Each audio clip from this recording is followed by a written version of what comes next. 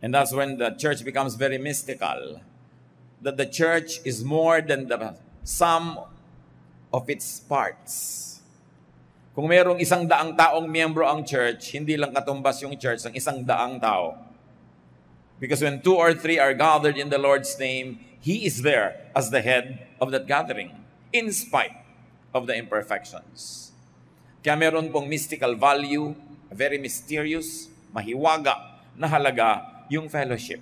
Kaya ang sabi sa church, huwag pababayaan ang pagtitipon-tipon.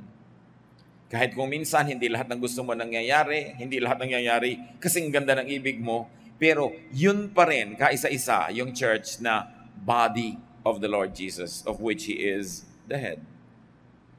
Because of that, people at all times and in all places have the same opportunity and the same challenge to be helpful because Jesus is still present through the church. Now, the closest way to serve Jesus is to serve His body, the church. Helping Jesus now is done by helping the church, by helping in the church, and helping other people that the Lord considers to be His people, especially the brethren, the servants, and the workers in the church. Marami tayong ginagawa. May tulong tayo sa kapwa, meron tayong ginagawa para sa environment, meron tayong paglilingkod sa bayan, meron tayong paglilingkod sa iba-ibang causes, pero iba yung paglilingkod sa church dahil yung church ang body ng Panginoong Jesus. Hindi ibig sabihin na doon na lang tayo maglilingkod dahil lahat na magagandang gawa naman ay gusto ng Panginoon at may gantimpala rin. Pero iba ang ibinilin sa atin na pag-aalaga sa church.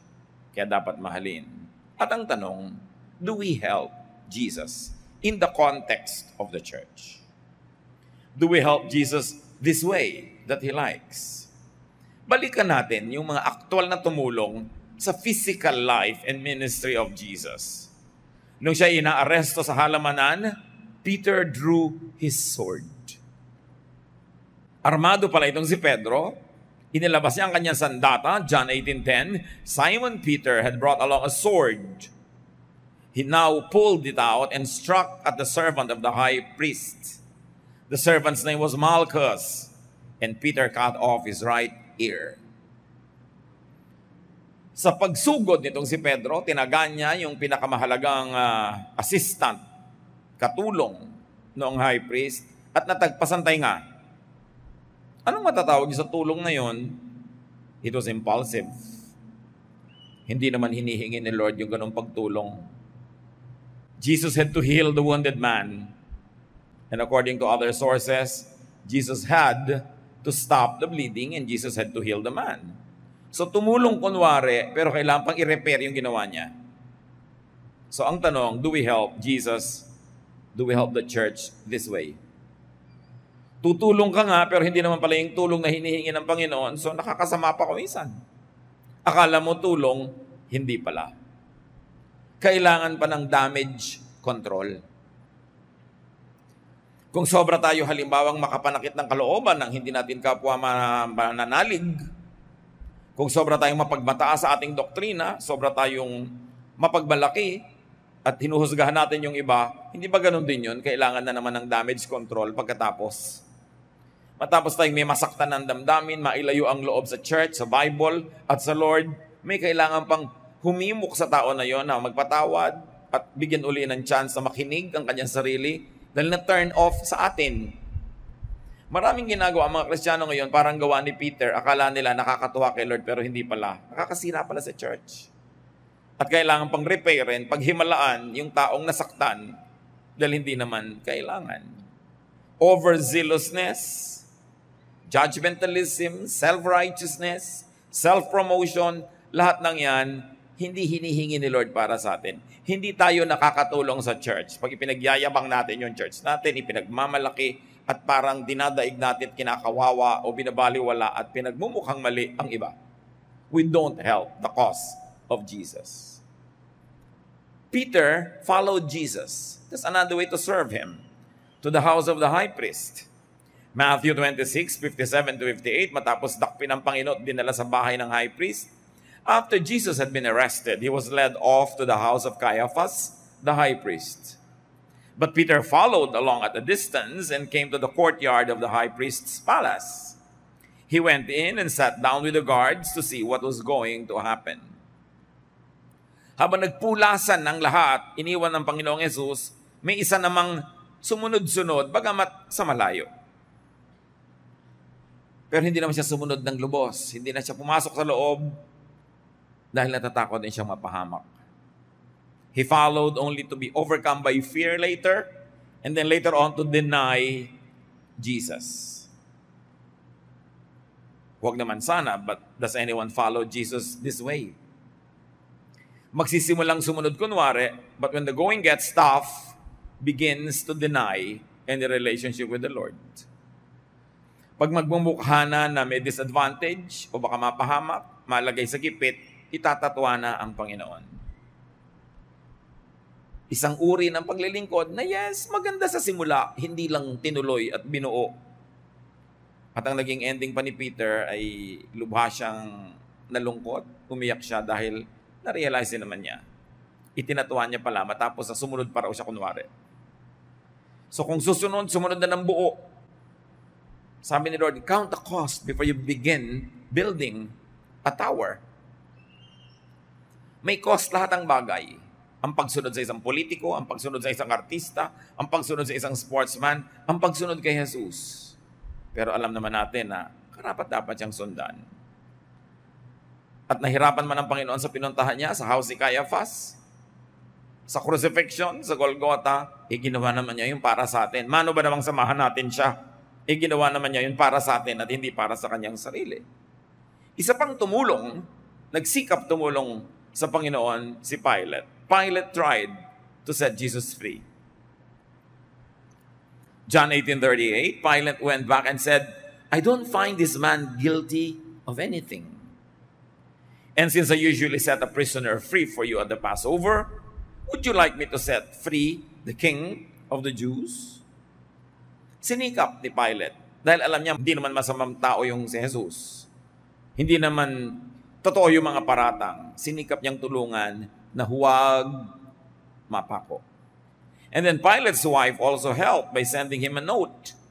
Habang naglilitis, nagpadala ng sulat itong babae, Matthew 27:19. While Pilate was judging the case, his wife sent him a message. It said, don't have anything to do with that innocent man. I have had nightmares because of him. In Luke 23:13-17, Pilate called together the chief priests, the leaders, and the people. He told them, this man doesn't deserve to be put to death. I will just have him beaten with a whip and set free. Tumulong si Pilate dahil alam niyang hindi guilty si Jesus. Pero sabi niya, ipapapalo ko, ipapahugupit ko, papasaktan ko, tapos palalayain ko na rin. In other words, Pilate knew that Jesus was innocent, but still had him beaten. Anong uri ng pagtulong yun? Kasi, hindi lubos. Hindi lubos na lubos. Pilate was thinking of doing the right thing to set Jesus free, and at the same time, to save himself from the political trouble that might happen if the people had a riot. So sabi niya, para medyo masyahan kayo, total gusto niyang masaktan siya, sasaktan ko na lang, pero huwag natin patayin. Pero alam niya naman na hindi rin yung naganap. How do we allow those who do not deserve to be hurt to be hurt? Halimbawa, meron tayong isang kapatid, alam naman natin, hindi naman siya masama o hindi siya ganun kasama, pinag-uusapan ng iba. Do you allow that to happen? Or do you make a firm stand and say, don't talk like that about our teacher or about our leader or about our director or about our pastor or about our brother or sister? O hinahayaan na rin natin yung mga taong masyahan sa kanilang mga chismis. Hinahayaan na rin natin masyahan sila sa pag-express ng mga galit nila, bagamat alam nating hindi tama yun. In other words, sometimes you do a Pilate also. Alam natin na hindi naman deserve na masaktan si Jesus, pero sinaktan na rin natin. Alang-alang, para manatili tayong popular doon sa mga taong gustong saktan siya. And don't we sometimes allow many people to hurt, destroy, to talk against other people behind their backs. That's doing a Pilate. Kung minsan, ang pinakamahihirap na mga hidwaan, ang mga pinakamasasakit na mga pangyayari, hindi nangyayari sa mga magkakalaban, kundi sa magkakapatid. Nakita ninyo na ang unang murder sa Bible happened between brothers. Ang mga hidwaan sa unang mga aklat ng Genesis, nung kukunti pa lang ang tao, laging magkapatid ang naglalabanan. Kaya hindi mahirap isipin na hanggang ngayon si Satanas yan ang ginagamit niyang teknik, pinag-aaway-away ang magkakapatid, hindi lang magkakapatid sa laman, kundi magkakapatid sa pananampalataya. Kasi yun ang pagkakapatid na talagang mahalaga sa Panginoon, yung pagkakapatid sa Espiritu. Higit sa pagkakapatid yun sa dugo. So anong ginagawang pandarayan ni Satanas? Pinag-aaway-away, pinagkakagalit ang magkakapatid, so that sometimes the most bitter, the most acrimonious, the most hurting, the most shameful quarrels happen between brothers and sisters in the Lord. Sometimes it happens between or among pastors or between or among congregations na nagsisiraan, kakagagalit. Nauna na yun noon pa. So wag nating hayaan. Let's not do a Pilate. Kung maninindigan tayo para sa totoo, manindigan na ng buo. Huwag kalakalahati. Kung mayroong isang taong hindi dapat pinag-uusapan, hinuhusgahan, kinakawawa, habang nakatalikod, manindigan tayo para sa taong yon. At huwag tayong lagi ng parang kakandidato na gusto natin maging popular. Ang mahalaga, naninindigan tayo para sa tama, sa matuwid, sa mabait, sa mabuti. Mayroon pang tumulong kay Jesus. Of all people, yung mga sundalo, na binigyan ng assignment na siya isamahan hanggang Golgotha at tiyaking mamamatay siya doon. Ipako siya. Soldiers made Simon from Cyrene carry the cross. Luke 32:26, as Jesus was being led away, some soldiers grabbed hold of a man from Cyrene named Simon. He was coming in from the fields, but they put the cross on him and made him carry it behind Jesus.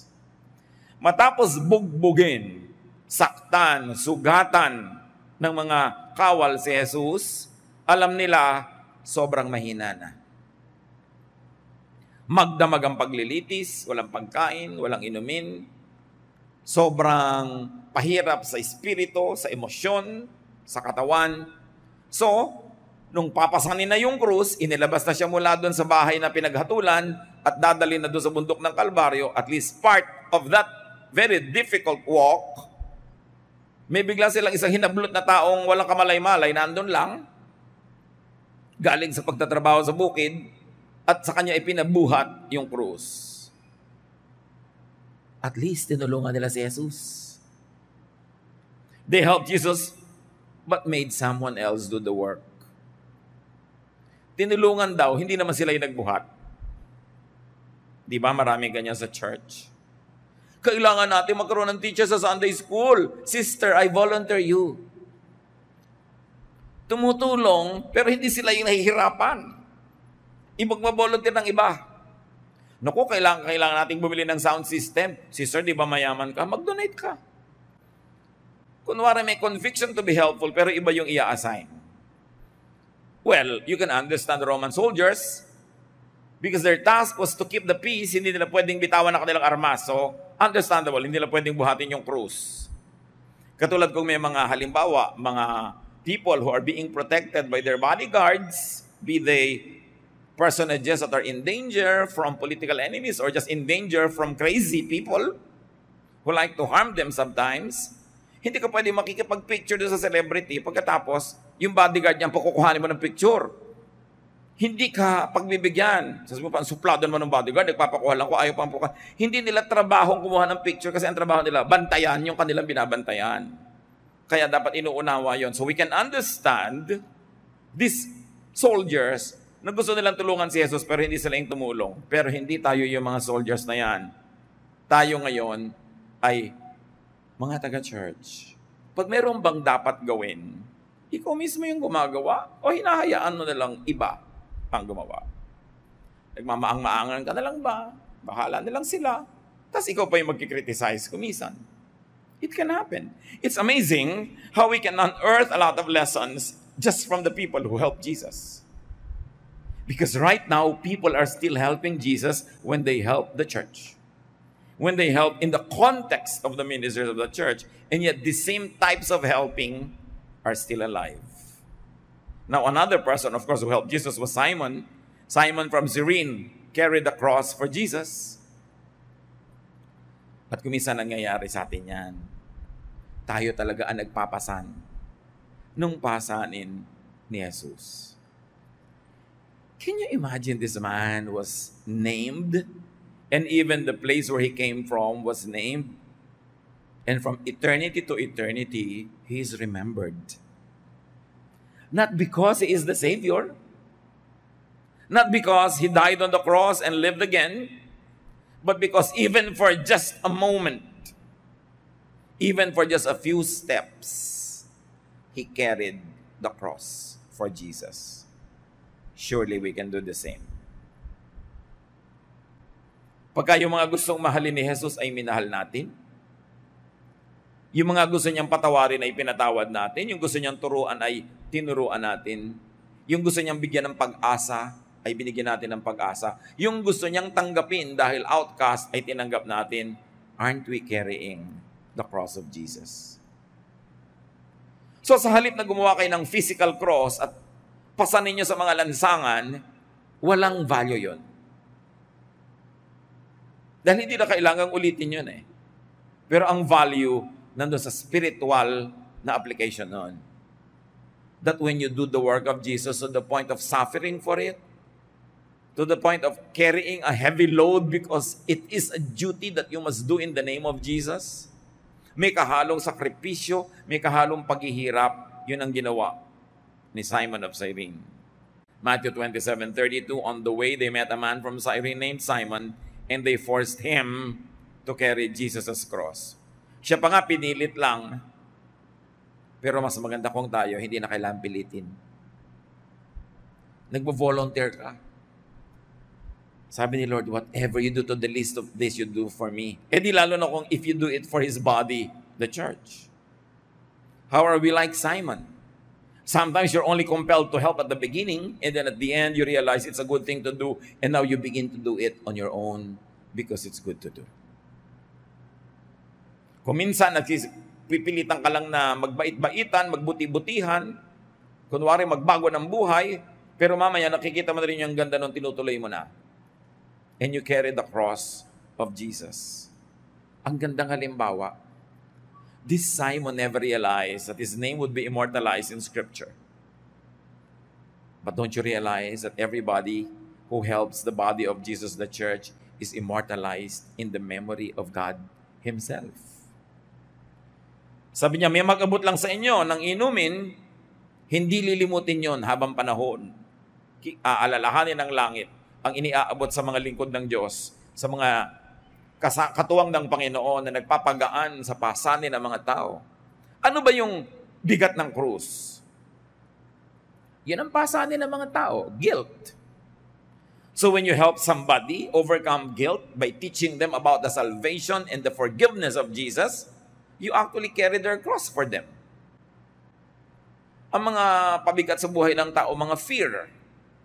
So pag tinuruan mo sila ng buong linaw, nagtiwala sila sa Diyos at nawala o kaya yung malaki ang natanggal sa kanilang mga fears, sa kanilang mga phobia, sa kanilang mga kung ano-anong imahinasyong nagpapahirap ng guni-guni, you actually carry the cross for that person.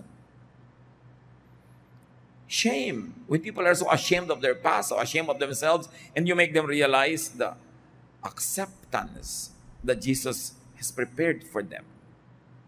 And their shame is covered by the blood of Jesus, and they get dressed by the righteousness of God, you actually carry the cross. So kung ikaw ay Bible study teacher, preacher, singer, o ikaw ang nag-imbita sa mga tao, ikaw ang naghanda ng merienda habang may Bible study, it's a teamwork. Kahit hindi ikaw yung frontliner, lahat kayo nagtutulong-tulong to carry the cross of Jesus. Ang lagi lang natin itinatanong, may ginagawa ba naman ako para makatulong-tulong? O lagi na lang ba ako yung bisita? Ako na lang yung sinusuyo? Ako yung binibigyan ng libreng Bible, libreng ganito, puro libre. Pero pag manonood ng sining walang kwenta, nagbabayad. Nagpapagaan ba ako o kasama ako sa pagpapabigat? Pag may problema ba yung church, yung mga kapatiran, may mga gulo, nakakadagdag ba ako sa gulo o pag sumali ako ay nababawasan ng gulo? Therefore, I carry the weight of the cross. Napakagandang kwento. He's one of my favorite characters. Wala siyang kabalak na maging bayani. At hindi naman talaga siya nag-astang bayani. Ibig sabihin lang nun, any one of us can be like Simon. Hindi mo inaakala na magagamit ka sa isang napakadakilang paraan, maski sa ilang konting hakbang lang. Pero yung hakbang na yon ang nagtugtong mula doon sa kaya ni Jesus hanggang sa hindi niya kaya, inilampas doon hanggang kaya na niya uli at naipako siya. Maiksing bahagi lang. Pero kung wala yon, putol ang kwento. So dapat tayo rin yung mga kapatid, yung we stand in the gap between points A and B. Yung hindi na kaya ni Jesus hanggang makaya na niya uli, nakapagpahinga na siya, titindig ka doon. Pag may mga kapatiran tayo, hindi na nila kaya ang problema nila. Wala silang pampaaral sa anak nila ngayong SEM. Kaya mo naman bigyan. Di ngayong SEM. Next SEM, meron na uli sila. You just stood in the gap. May alitan tong point A person at saka B person, pero you stood in the gap, napag-ayos mo sila, napagkasundo mo, you did stand in the gap even for just a while. But they could not have crossed from point A to point B without your help. And this is the significance of Simon. And the nice thing about this Simon who just came from the fields, not expecting anything, is that it could happen to any one of us. Bukas lang dapat ang ating isip. Handa tayong gawin kung biglang ipinakita ng pagkakataon na ito na yung pagkakataong tumulong para dugtungan yung naputol. Ano man yon. May mga tumulong pa kay Lord, the weeping women and the crowds that followed Him. Luke 32:27-31, a large crowd was following Jesus, and in the crowd, a lot of women were crying and weeping for Him. Tanong, ano naman ang naitulong nung nag-iiyak?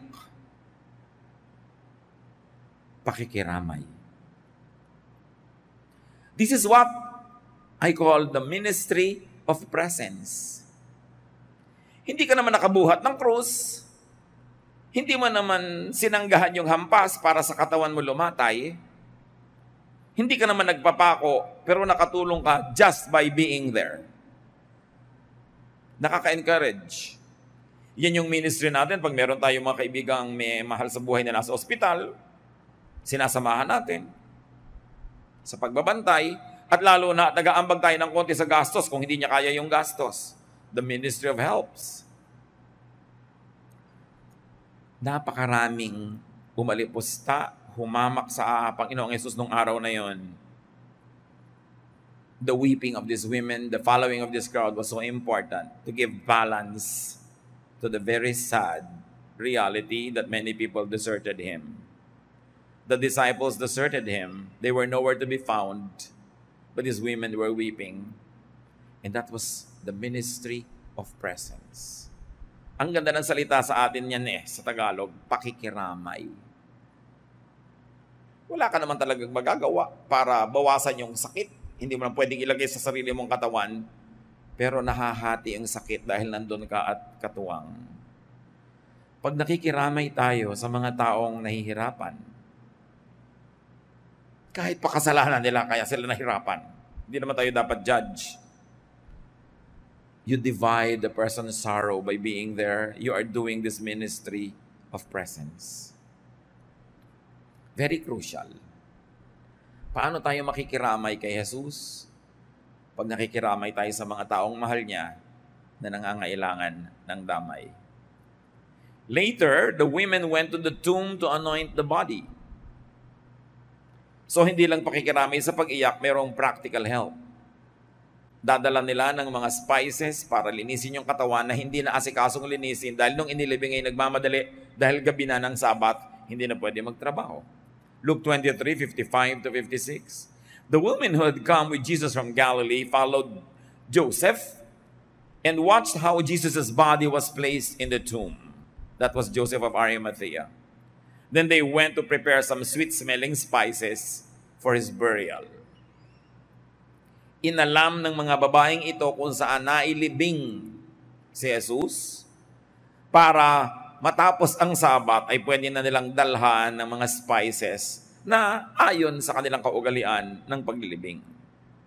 Para mga kapatid ni Jose Rizal, na nung si Rizal ay binaril sa Bagong Bayan, hindi ginamit ng mga Kastila yung ataul na ipinadala ng pamilya ni Rizal.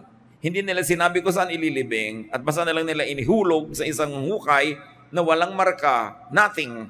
Ayaw nilang malaman kung saan inilibing si Rizal. At ang mga kapatid ni Jose Rizal, sinuyod ang lahat ng libingan para malaman nila kung saan nilibing. At nalaman nila. Kaya nung nanalo ang ating himagsikan laban sa mga Kastila, kaya lang sa kasuyang palad, dumating ang mga Amerikano at sinakop naman tayo, nung panahon na yon, hinukay nila yung libingan at nakuha pa nila yung ilang bungo at ilang mga bahagi ng kalansay na siya namang inilagay ngayon sa ilalim ng monumento sa Luneta. Women, brave enough to look for the graves where very unpopular heroes of their time were buried. Matitibay ang mga loob. Maganda ang mga ministry ng kababaihan. Akala natin lagi na lang silang iyakin, lagi na lang mahina ang loob. Kung tutuusin, sa Biblia makikita mong pinakamatitibay ang mga loob para mga Pilipina. May ministry ang women. Lalong-lalo kung titigilan ng ministry of chismis. At mag-concentrate sa ministry of presence, ministry of help, ministry of bravery. Dapat din i-redeem, bawiin yung negative impression about women na pinauso ng marami. Na mahilig magchismisan, magkagulo, etc., etc. Not these biblical women. They meant to really follow Jesus. At ang lakas nila, ginamit nila sa tama, sa constructive. Ang tatapang nga nila, sino na naman ang kauna-unahang mga tao doon sa libingan ni Jesus noong kinaumagahan ng linggo na tapos na ang Sabat? Madilim pa, yung mga babaeng ito. At pinoproblema nila, papunta nila sa nila, sino kaya sa atin ang magtutulong para yung batong pangtakip sa bunga nga ng kuweba ay matanggal? Dahil ang bigat-bigat noon, kahit 3 malalaking lalaki, hirap. Pero nagpunta pa rin sila, hindi nila hinayaan na yung problemang yon ay pumigil sa kanila sa pagpunta. They walked in faith, and sure enough, when they got there, the grave was already opened. It was opened by an angel. So walk in faith. Do what you can. Bring what you can and let God do the rest. Matthew 28, 8-10. The women were frightened and yet very happy as they heard from the tomb and ran to tell the disciples. Suddenly Jesus met them and greeted them. They went near him, held on to his feet, and worshipped him. Then Jesus said, "Don't be afraid. Tell my followers to go to Galilee. They will see me there." Nagulat ang mga babaeng ito na pagdating nila sa libingan, bukas na ang libingan at wala na doon ang katawan at may anghel na nagsabi sa kanila, "Sinong hinahanap nyo? Si Jesus na taga Nazaret? Wala siya rito. Bumangon na siya." Kaya sila ay nagkakandarapang bumalik doon sa mga lalaking wala doon sa libingan nung oras na yon. At sinalubong sila ng Panginoong Jesus at nagpakita sa kanila at nagpakilala.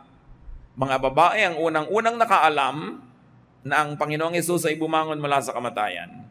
Mga babae ang unang-unang nakakita sa risen Christ. At mga babae ang kauna-unahang sumamba sa risen Christ. Napakagandang ministry.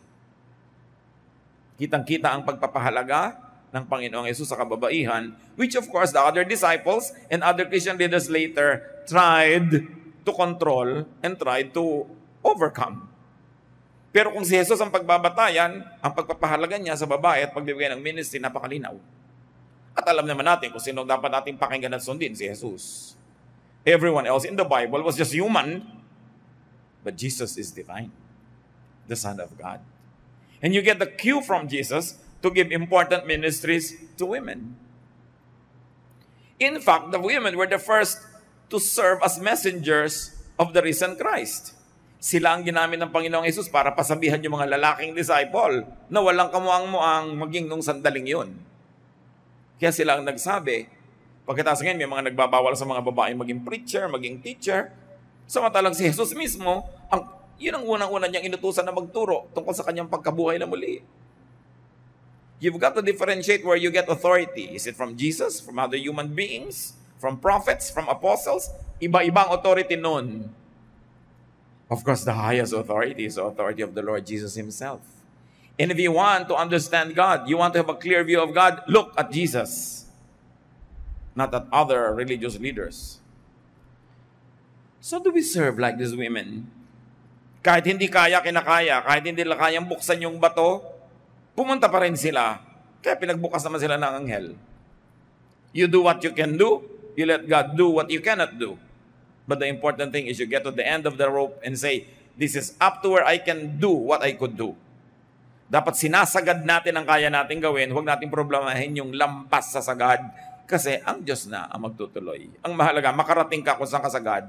Hindi yung ang layo-layo pa, tumitigil ka na dahil natatakot kang hindi mo makaya. How are we like them? Eager messengers and teachers, helpers of Jesus.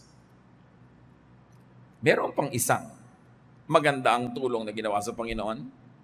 One criminal acknowledged, recognized, and believed in Jesus. Luke 23:40-43. But the other criminal told the first one off, don't you fear God? Aren't you getting the same punishment as this man? We got what was coming to us, but he didn't do anything wrong. Then he said to Jesus, remember me when you come into power. So yung isang kapwa niya kriminal, nangangantyaw pa kay Jesus. Nagsasalita pa ng pangit at masakit. At sabi niya, hindi ka ba natatakot sa Diyos? Alam naman natin, tayong dalawa, deserve natin to. Pero si Jesus, He doesn't deserve this. How do we become like Him? That we acknowledge Jesus even in front of people who don't want to acknowledge Him? To correct their mistakes and malicious words about Jesus? And then to openly accept Jesus in front of those who don't believe in Him. That was a help in the ministry of Jesus.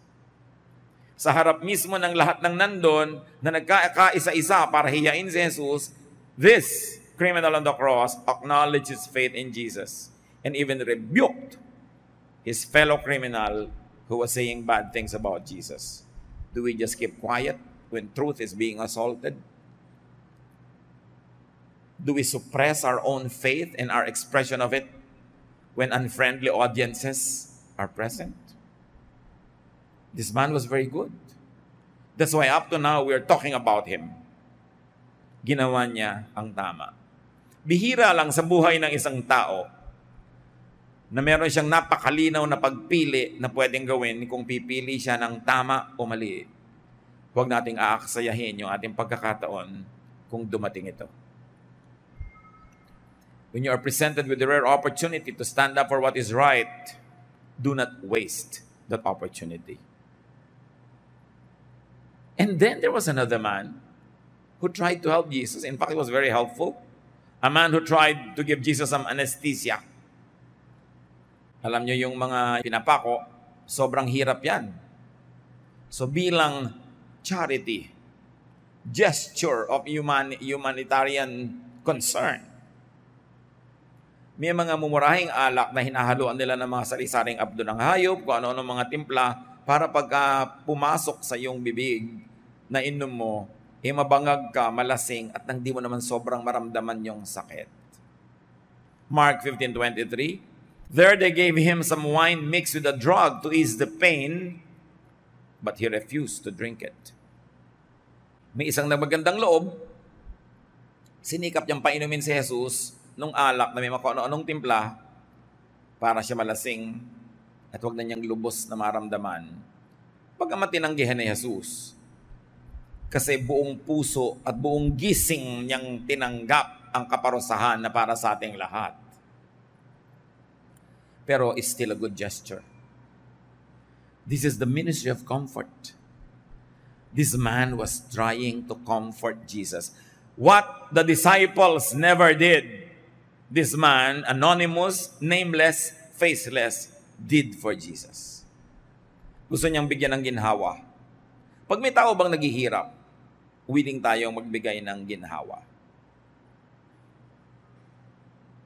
Kaya pagka halimbawa may nababalitaan tayong meron palang cancer, si gano'n nakilala natin o mahal sa buhay ng kilala natin, ang una nating itinatanong, lalo't pagka sinabing terminal case. How is the pain management? Is there enough funds para kung kailangan ng morphine, mag-morphine? Kung kailangan ng pampatulog, para wag nang maramdaman. Kung sakaling hindi maiiwasan, nang babawian ng buhay dahil sa napakatalamak na sakit.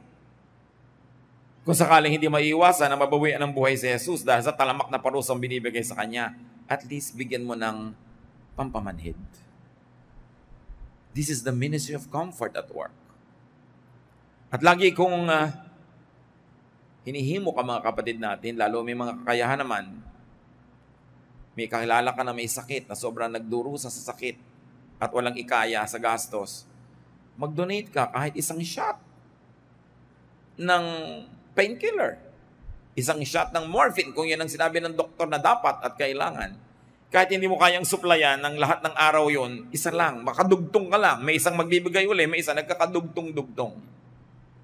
Bihira naman sa atin yung kayang tumulong ng buong-buo mula simula hanggang dulo. Pero pwede tayong mag-donate ng konti. At pag pinagsasama-sama natin yon, inuulit natin ang ginawa ng taong ito kay Jesus. At sabi ni Lord, pag ginawa nyo yan para sa mga kawawang ito, sa aking mga anak, ituturing kong ginawa nyo para sa akin. Well-meaning, although refused by the Lord, because He had another reason to refuse it, not because the help was not good. And then finally, the Lord accepted another drink. When the Lord was about to die already, a man gave a drink to Jesus. And He accepted it. John 19:28-30, Jesus knew that He had now finished His work. And in order to make the scriptures come true, He said, I am thirsty. A jar of cheap wine was there. Someone then soaked a sponge with the wine and held it up to Jesus' mouth on the stem of a hyssop plant. After Jesus drank the wine, He said, everything is done. He bowed His head and died. The last person to minister to Jesus before He died was this nameless, faceless man. It was the ministry of comfort that Jesus received before He died. Beautiful to do. Hindi man natin mabuhay na muli ang isang taong nag-aagaw buhay, mapagaan man lang natin yung mga huling sandali niya. That is a beautiful ministry. Maging matulungin, mahabagin. This is also the ministry of giving. He gave of Himself. And this time the Lord drank it dahil walang pampamanhid. Ibang wine naman. And besides, He was already going to die. Sinabi niya, it is finished. Everything is done. The Greek words were tetelestai. It means, it's beautiful. Pagka isang artist, natapos sa kanyang gagawin, pag tinignan niya, nireview niya, nasyahan siya, sabi niya, tetelestai. Tama ang trabaho ng kanya. At yun ang sinabi ng Panginoon nung nireview niya ang kanyang ministry of salvation. It is finished. Now, finally, there's a man also who helped. Joseph of Arimathea and Nicodemus buried Jesus' body. Luke 23:52-53. Joseph went to Pilate and asked for Jesus' body. He took the body down from the cross and wrapped it in fine cloth. Then he put it in a tomb that had been cut out of solid rock that had never been used. And I call this ministry the ministry of the influential. Sino ang maglalakas ng loob na hingin ang katawan ni Kristo sa kanyang mga followers, sa puro mga maralita, mga promdi? They were from Galilee, a province. They were not from Jerusalem. And Jesus was killed in Jerusalem. Wala silang kilala, wala silang contact. Hindi sila papansinin ng gobernador. Joseph of Arimathea was a rich man. He was a ruler of the synagogue. He was a ruler among the Jewish people. So yung mayaman, may kapangyarihan, May contact, may connection, may ministry yan. At ginagamit yung ministry na yan for the sake of Jesus' body. And remember, what is Jesus' body now? The church. Ginamit niya yung kanyang yaman, yung kanyang influensya para hingin yung katawan. A very special ministry. Not everybody can have this. Because not everybody can go to the governor. Not everybody has the connection, the confidence to do that. So kung may mga taong, if you think you're above the rest, dahil kayo may distinction, may kapangyarihan, may kakayanan, may connect, gamitin nyo yan for the sake of God's body, the church. As Joseph of Arimathea had so beautifully demonstrated. He interceded for the influenceless followers of Jesus. He became a power broker in a very good way. John 19:39-42, Nicodemus also came with about 75 pounds of spices made from myrrh and aloes. This was the same Nicodemus who had visited Jesus at night. Remember, one of the rulers of the synagogue, a religious leader, who was not officially a Jesus believer, visited Jesus at night, at sa kanya sinabi ni Lord yung, unless a man is born again, he cannot see the kingdom of God. This was the same Nicodemus. So together with Joseph of Arimathea, itong dalawang mayaman, makapangyarihan ng mga believers ni Lord ang kumilos. Ano naman ang ginawa niya? Nagdala siya ng 75 pounds of spices. Can you imagine how much it costs? Ang mahal. Pero to honor the Lord Jesus, to abide by tradition, to preserve the body from needless, immediate decay according to their science and their practice, he brought a lot of spices. This is what you call the ministry of the rich. To whom much is given, much is required. Maraming ibinigay sa si Lord na blessing, di marami ring hinahanap sa iyo. Alam naman magbigay ka ng kasing konti nung maralita, hindi ka naman maralita. Hindi bagay. Meron talagang ang ministry, kaya siya pinayaman, para magbigay siya ng marami. Pero hindi naman dapat yung mga hindi mayaman, mayaman nila magbigay. Lahat kasi may ministry na, isa-isa na natin, ano? Ang mga ministry na ito, even the widow gave her walang kakwenta-kwentang coin, and Jesus said she gave the most. Walang exempted sa paglilingkod sa body ni Lord. Why? Because He served us first. Kung gusto mong ma-exempt ka sa paglilingkod, magpa-exempt ka na rin sa salvation. Go to hell. But if you don't want to go to hell for your sins, if you want to have a Savior, then be a part of the family and do your household chore. Walang free ride. Lahat may tungkulin. Walang audience, walang performer. Lahat pare-parehong naglilingkod. The ministry of giving, beautifully demonstrated by Nicodemus. Now, Joseph of Arimathea is the one believed to have owned the tomb.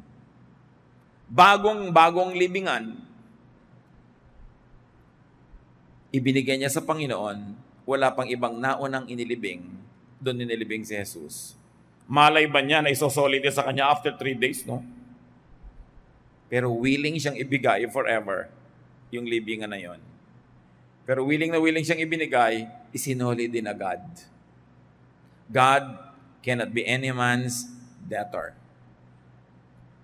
Hindi hinahayaan ng Diyos na may utang siya kahit kanino, kaya pag nagbigay ka, ibabalik din agad sa'yo. At yung ibinigay mo naman, nauna na siyang nagbigay, kaya ka nga may ibibigay.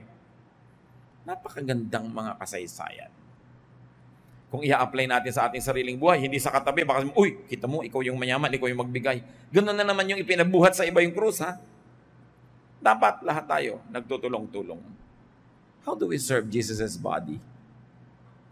Alam niyo itong mga kwento na pang Holy Week, paulit-ulit na lang taon-taon. Dapat may iba-ibang talab. Dapat merong iba-ibang dating. Para habang binibigyan tayo ng Panginoon ng maraming Holy Weeks ng buhay natin, lumalalim ang pananalig, tumitibay ang dibdib, at dumadami ang bunga ng mga magagandang gawa. Serve.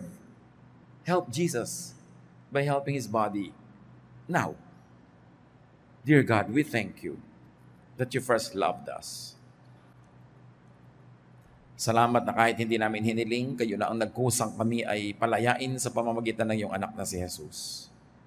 And we thank you for this perfect ministry.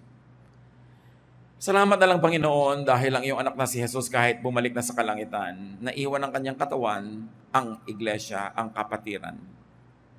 Turuan niyo kaming igalang yung body na ito. Tulungan niyo kami, Panginoon, to contribute, to help, so that this body can be at its healthiest best, so that this body can do its function to serve as channel of blessing to the world, channel of salvation, and an opportunity for us to serve as well. Pagbulay-bulayan natin, mga kapatid, ang kahulugan nito. How do we serve the body of Jesus? Sa ilang saglit, pag-isipan natin. Kung marami tayong service, thank God. Kung kulang, punan. Kung wala, lagyan.